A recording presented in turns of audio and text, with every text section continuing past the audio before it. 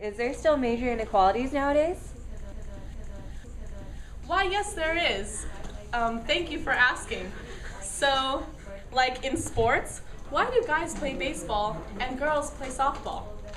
That's one thing. And for marriages, why can straight people get married but gay people can't? That's just discrimination. It is unfair and unconstitutional. Well, yeah, double standards. Like in media, you see all the time on TV straight couples kissing, but at most gay couples get what? A hug. Even during shows that have gay couples, like all they would have is like them hugging or just embracing each other, while couples basically get a lot more than that. Are there inequalities nowadays? It depends on what part of the country you're in. I feel that here there is some inequality, but it really just depends, like I said, on who you're interacting with.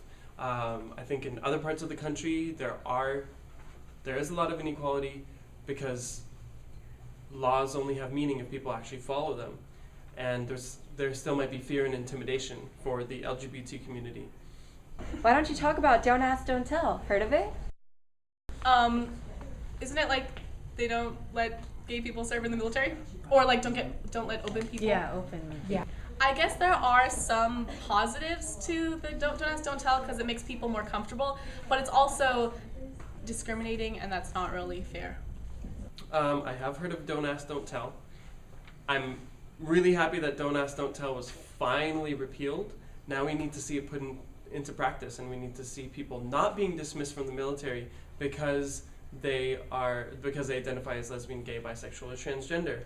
And that will still take some time to transition it.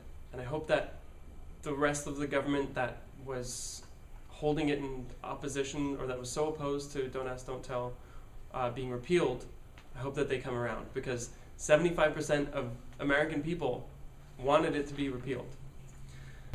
Don't Ask, Don't Tell was a military ban on openly gay and lesbian soldiers to serve in the military. Just recently, the Don't Ask, Don't Tell policy was overturned by the Senate 65-31. The bill is now law. While this issue of discrimination has been solved, it shows that Americans are taking a step forward towards equality for all. Here, we take a look back to those who protested against Don't Ask, Don't Tell.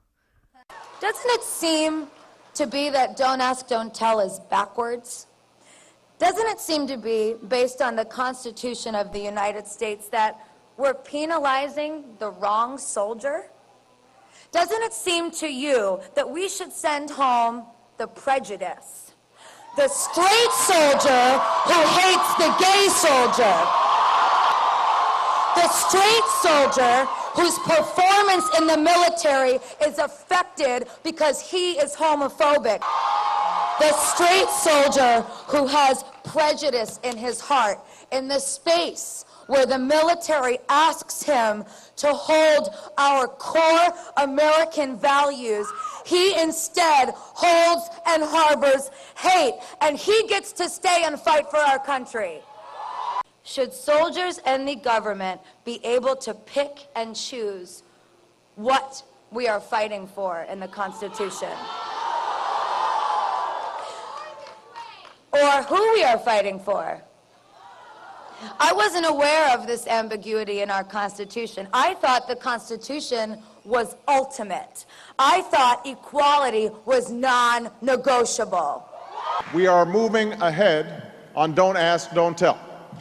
We should not be punishing patriotic Americans who have stepped forward to serve this country. We should be celebrating their willingness to show such courage and selflessness on behalf of their fellow citizens, especially when we're fighting two wars.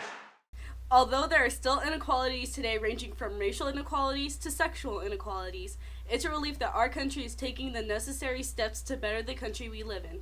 Teachers, take this time and discuss some other inequalities that still occur to this day.